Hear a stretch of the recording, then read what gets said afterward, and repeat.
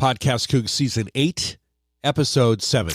You are listening to the PodcastCoug Radio Network with your host, James Laurie. The PodcastCoug is your weekly Coug on Demand show featuring all things Cougs and Washington State Cougar football. And now, here is your host, PodcastCoug.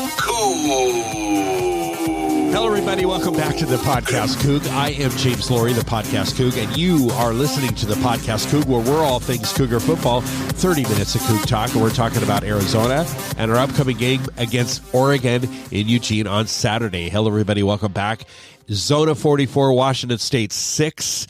We win as a team, lose as a team, and this one hurt bad, right? After watching what looked like Girl Scouts just trying to play some football on Saturday, I find myself extremely embarrassed, and like you and everybody else, any Coug fan, right?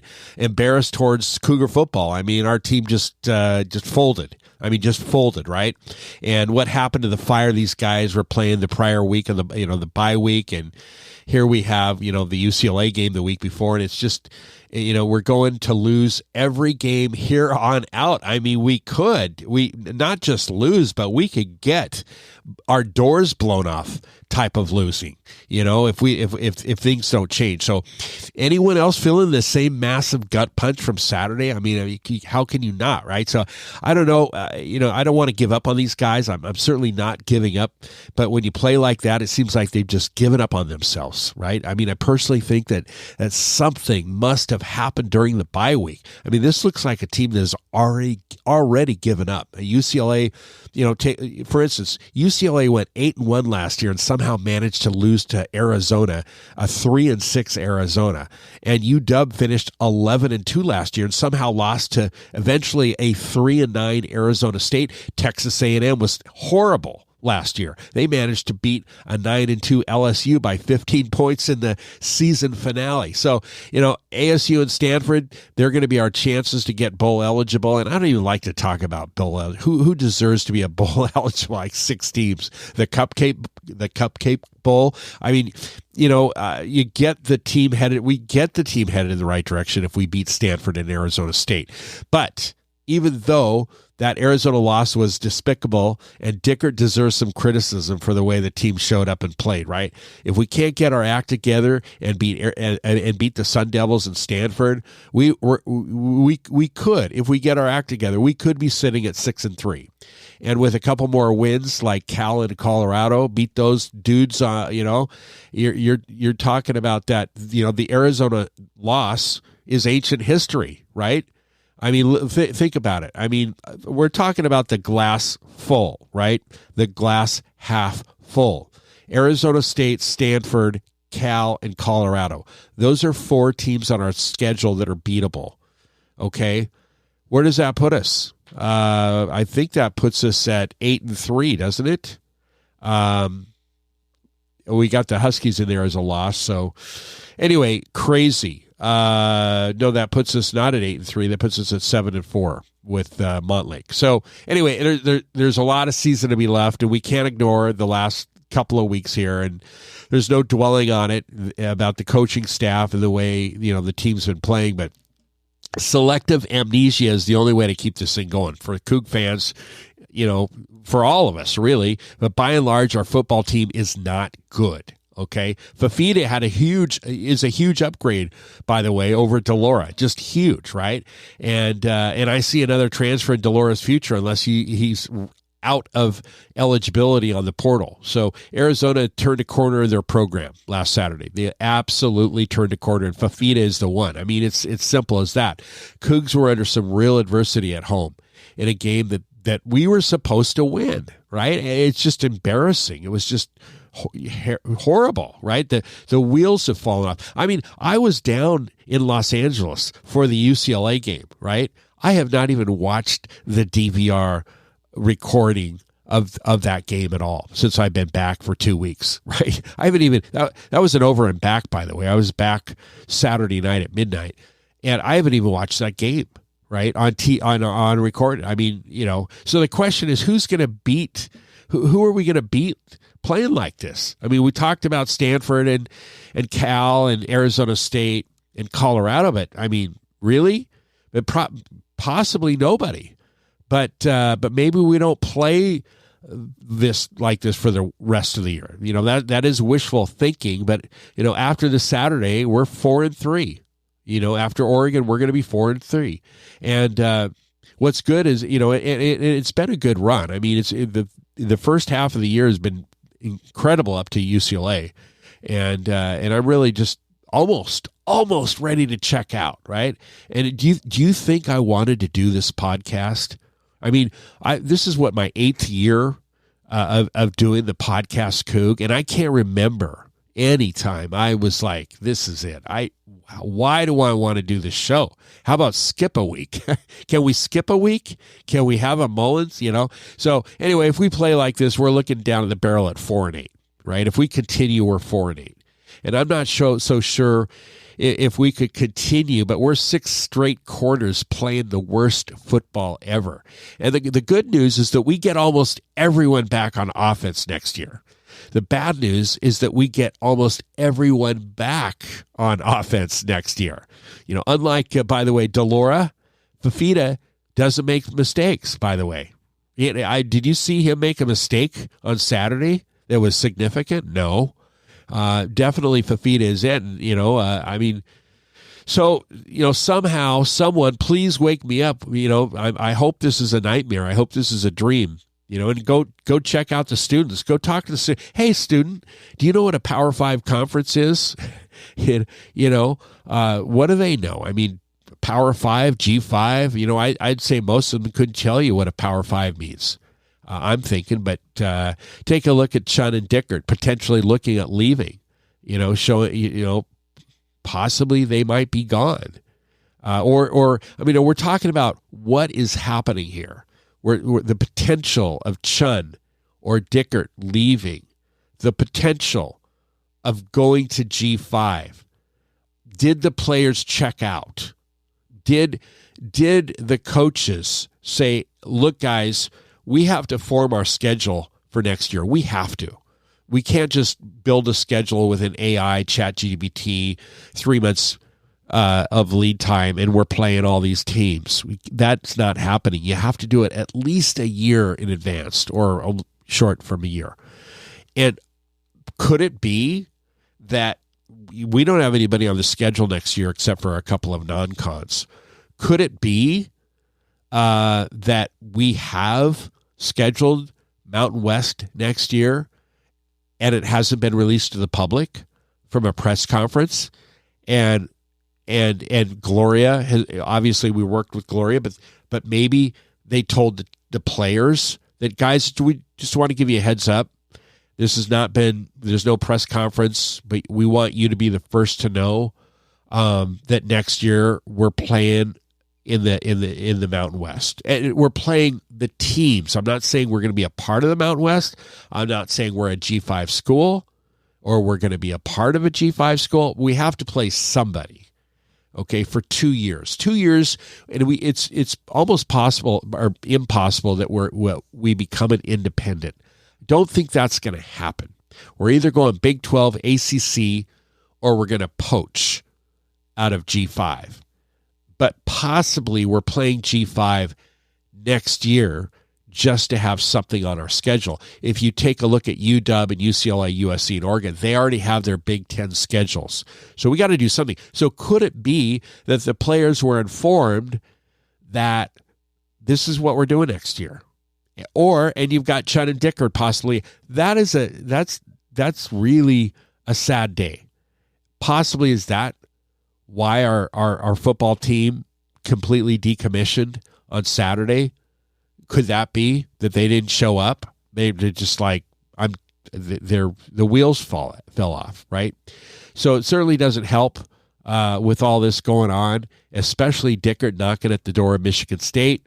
And again, Chun talking or possibly a candidate for Ohio State. So, last Arizona, we lose by 38 last week, and if we lose to Oregon by 40 on Saturday, is that bad? Losing to Arizona by 38 and 40 in Eugene. Well, we're going to talk about the Ducks coming up here in the second half of the podcast, Coug. It's Washington State at Oregon. We're talking about the Ducks, Oregon, next, right here on the Podcast Coug. Hey, Coug fans. You're podcasting with James Laurie and the PodcastCoug Radio Network. The Podcast Coug is your weekly Coug on Demand show, featuring all things Cougar football in Washington State.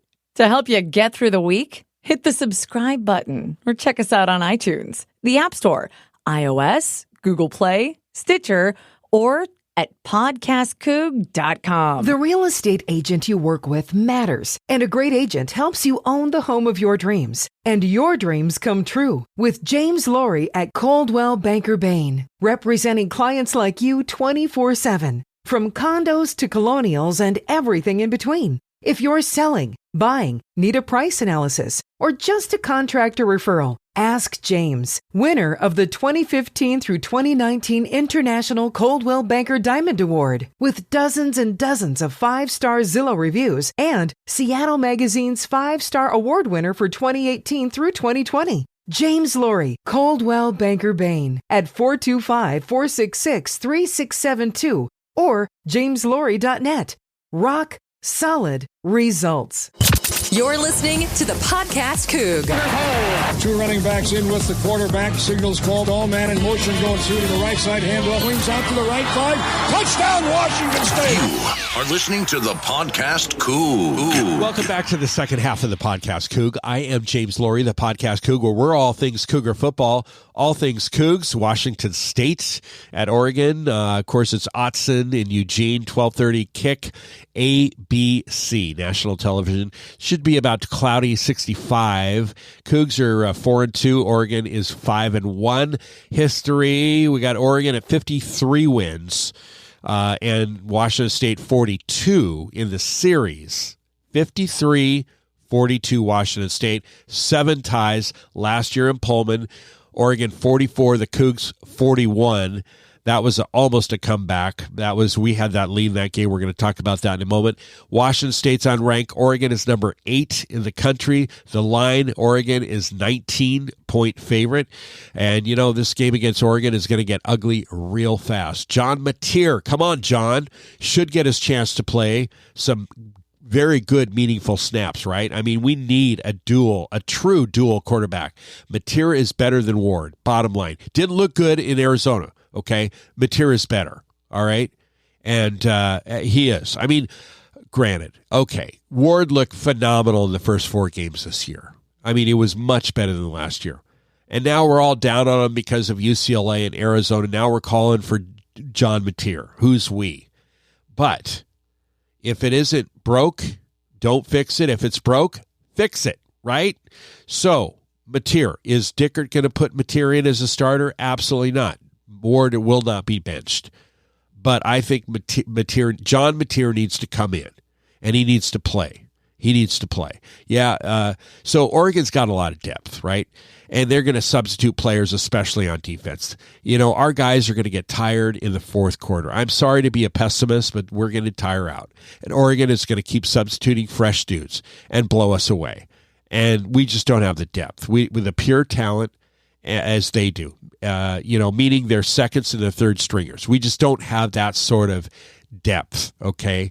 And they're just going to keep bringing back energy and bring it back, and we're just going to get tired and worn out and tired. Washington State, coming off our back-to-back losses to unranked opponents, it gets one of the toughest games of the year when we travel to Eugene on Saturday, right? 44-6 Zona on Saturday was the most lopsided home loss to an unranked conference opponent since 2008, since Mr. Paul Wolf lost to Oregon 63-14. So after Saturday's game, we are officially the Pac-12's worst running block team. Okay, and I think the biggest thing is we got to get the ball out quicker. Ward is scrambling again, and so we need to make that correction. We need to correct that play. And he's just scrambling again. The Ducks are coming off, remember, that 36-33 loss to Washington and Seattle, that thriller that ended when Oregon kicker Camden Lewis, he pushed a last-second kick to the right, resulting in a loss for the Ducks. Their first loss of the year.